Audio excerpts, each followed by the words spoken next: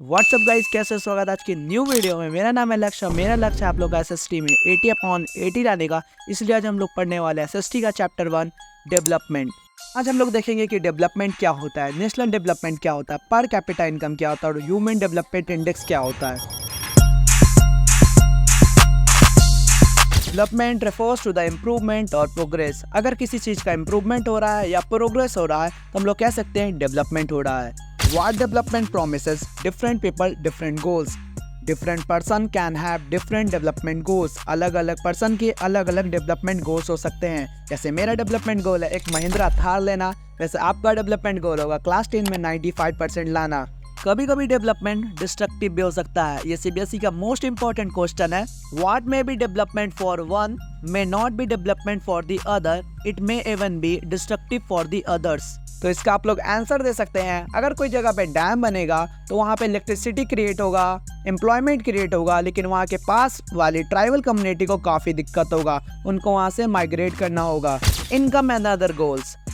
Goals दो तरह के होते हैं, एक होते हैं मेटलास्टिक गोल्स, एक होते हैं नॉन मेटलास्टिक गोल्स। मेटलास्टिक गोल्स मतलब वो गोल्स जो हम पैसे से खरीद सकते हैं, कार, हाउस, बिल्डिंग जो हम पैसे से खरीद सकते हैं। नॉन मेटलास्टिक गोल्स मतलब जो हम पैसे से नहीं खरीद सकते, फ्रीडम, सिक्योरिटी, इक्वल ट्रीटमेंट जो हम पैसे से नहीं खरीद सकते। इसका एक मस्त एग्जांपल है। अगर कोई जगह पे आपको हायर इनकम पे जॉब मिल रहा है लेकिन जॉब सिक्योरिटी नहीं मिल रहा है, फ्रीडम नहीं मिल रहा है, फैमिली लीव नहीं मिल रहा है, तो उस जॉब को आप नहीं करोगे। बहुत कम चांस है उस जॉब को आपको करने का।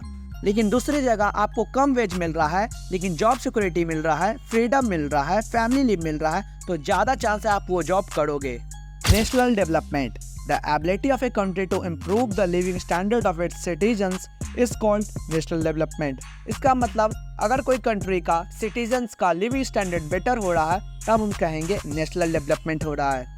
टू कंपेयर डिफरेंट कंट्रीज और स्टेट, हम कैसे कंपेयर करेंगे कि कोई कंट्री डेवलप्ड है या अनडेवलप्ड है। इसके लिए यूज करते हैं हम लोग पर कैपिटा इनकम, जिसको हम लोग एवरेज इनकम से भी जानते हैं।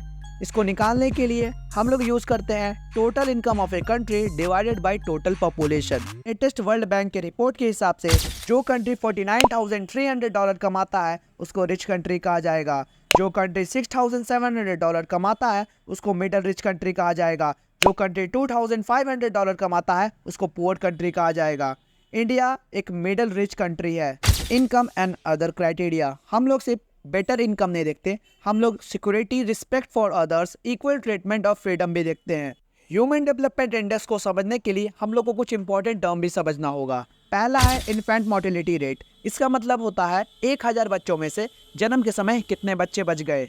दूसरा है लिटरेसी रेट, कितने बच्चे 7 साल के ऊपर है जो पढ़े लिखे हैं। तीसरा है नेट अटेंडेंस रेशियो, 14 से लेके 15 साल की उम्र के बच्चे कितने बार स्कूल जाते हैं, उनका अटेंडेंस रेशियो।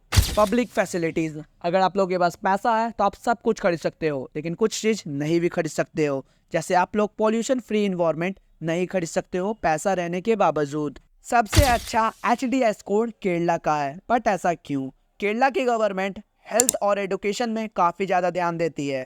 केरला में काफी जगह PDS शॉप है। एक एडिशनल नॉलेज भी ले लो कि बॉडी मास इंडेक्स कैसे निकाला जाता है। Weight in KG upon height in metre square, आपको डिवाइड कर लोगे तो आपको मिल जाएगा BMI। अगर आपका BMI 18.5 के ऊपर है तो आप नरिश हो और 25 के ज़्यादा है तो आप ओवरवेट हो। Last topic of this chapter, sustainability of development. Development that means the need of a present without compromising the ability of future generation. इसका मतलब डेवलपमेंट ऐसा करो कि अभी के जनरेशन को भी कॉम्प्रोमाइज ना करना पड़े, ना आगे आने वाले जनरेशन को। इसका मतलब जिस चीज की जितनी जरूरत है उसको उतना ही यूज करो।